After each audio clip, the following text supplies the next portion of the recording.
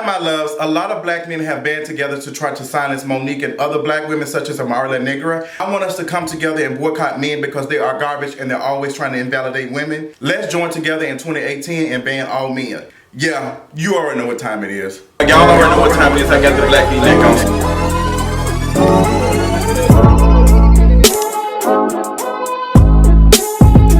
So what's going on, y'all? Y'all already know what time it is, honey. That means go get your headphones, do whatever you got to do, girl, because we about to go in. A lot of things that have happened this week that have worked my spirit. So we're going to roll the wheel at Shoe Carnival and see who we're going to start with first. And the first person up is Miss Charlamagne the God. Charlamagne the God, and you know what? Let me not be disrespectful and change his gender or whatever, or misgender him. Let's get right down to the issue at hand, girls. We got sirens and stuff go off. They already know that I'm about to burn a flame. Maybe Charlamagne will go back to the color that he once were. Charlamagne the God, I found it very problematic, and I was very irritated by watching you and how you handled the interview with Amara. I was so pissed off to the highest positivity.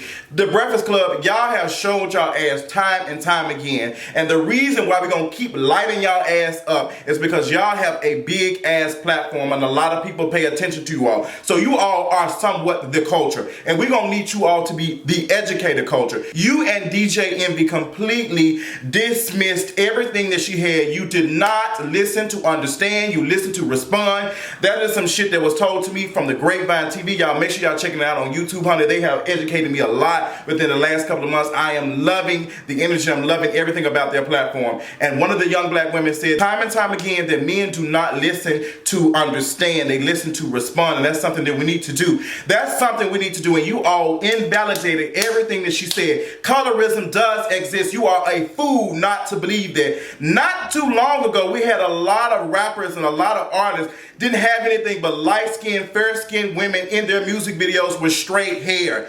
We did not talk about that enough. We saw it all the time. We saw the anti-black ass behavior time and time again. Charlamagne, just because one black woman got a deal, just because one dark-skinned woman got an Oscar, just because one black woman did get disrespected because of her skin tone, does not mean that the problem doesn't exist. Just because you just got a ticket and did get shot in the back for having your music up too loud, does not mean that systematic racism is not here. It does not mean that. Just one experience, just one thing does not trump the multiple things. And we have plenty of research, statistics, all that. Pay attention to when you see people who are struggling with a place to live. Look at when you see homeless folks. When I was at Publix the other day and I was walking in, it was snow and stuff, ice all on the ground and stuff, and I felt terrible. And I kind of just, made me check my privilege and made me research and see what we can do to work on the homelessness that is in the city of Atlanta. And I noticed that a lot of people that are homeless in Atlanta are darker skinned. We're not trying to invalidate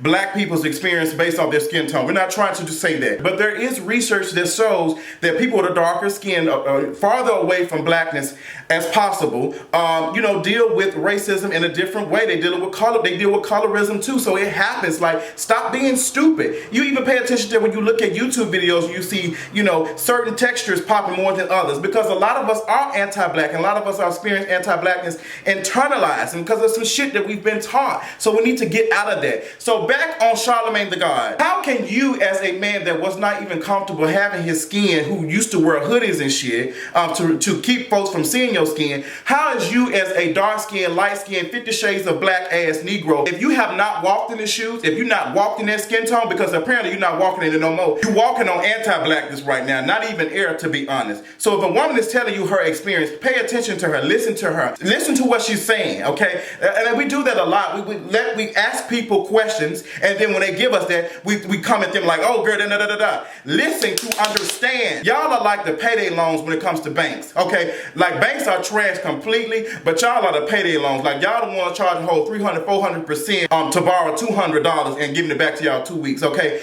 And we have to still use this shit. We still have to use banks, and sometimes a bitch might have to get a payday loan, but y'all are garbage. The Breakfast Club, y'all need to do a better job. Angela Yee, I'm not gonna get on your ass too much because you was silence is complicity, okay? And your ass was there silent.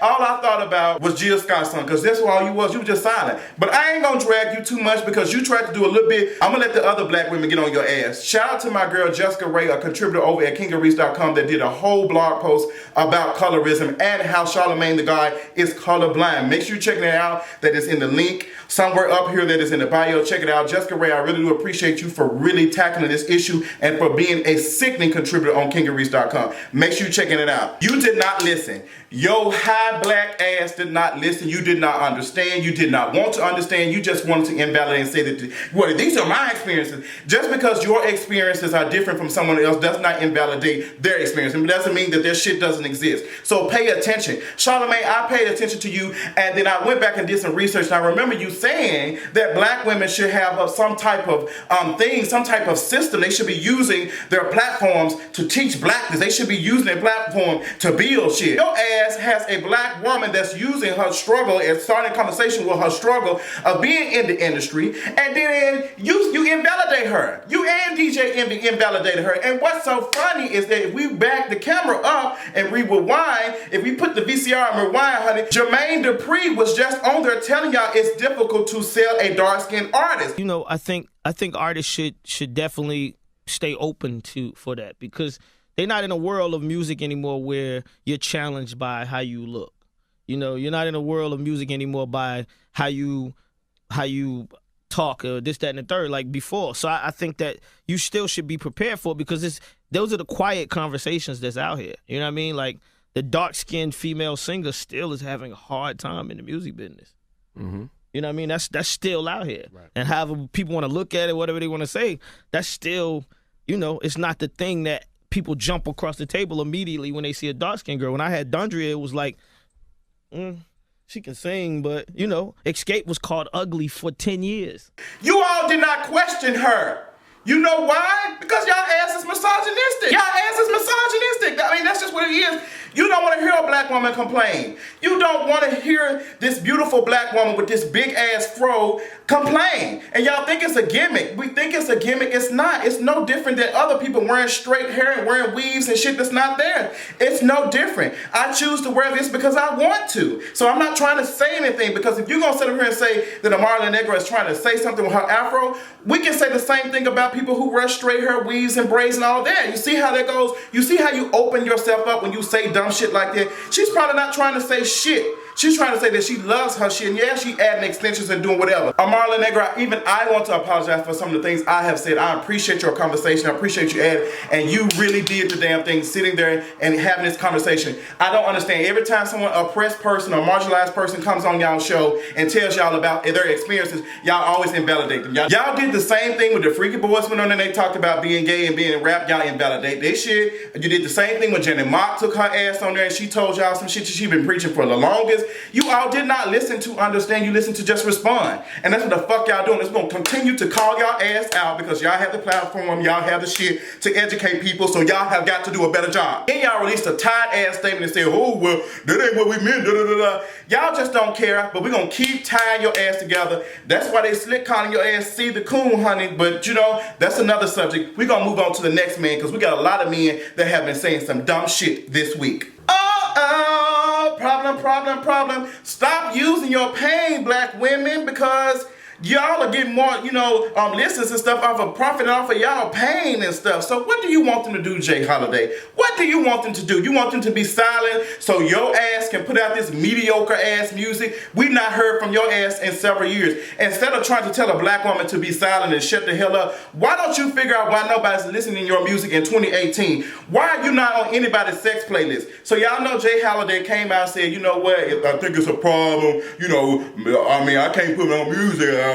These women out here doing it, got people like SZA and Beyonce talking about their pain and stuff. Well, you know what? That's because black women are buying music. Me and y'all ain't out here buying shit. Women out here buying the shit. They out here supporting folks. My biggest supporters and my biggest demographic are women. They support. Men in general only supporting the NFL, and they keep telling y'all ass ain't even valid enough to even be watching their TV, honey. How can we keep these niggers to stop goddamn coming out in the field and shit and talking shit about shit we don't give a damn about? But y'all continue to watch and pay attention to this shit. Turn on ESPN every goddamn week. And them same folks silenced a black woman who called out Donald Trump for being a racist. Girl, get with the goddamn program, honey. Find out why black women are not interested in your music. Maybe you need to find some other way to appeal to them, honey. Maybe you need to find a way to make some better music or some shit. I mean, you put out an album in 2014. That was 4 years ago, girl. We're not interested in that shit. Change the shit up. Work on something else. That's how the game goes. It's just what the tea is. I'm not going to spend too much time on your ass. I'm going to move on to the next thing on the rainbow wheel over at Miss Shoe Carnival. Spin the wheel. Who up next? Girl, I was trying to stay away from this shit. Y'all know it's a Black V-neck roast for everybody. Everybody finna get this roasting today, honey.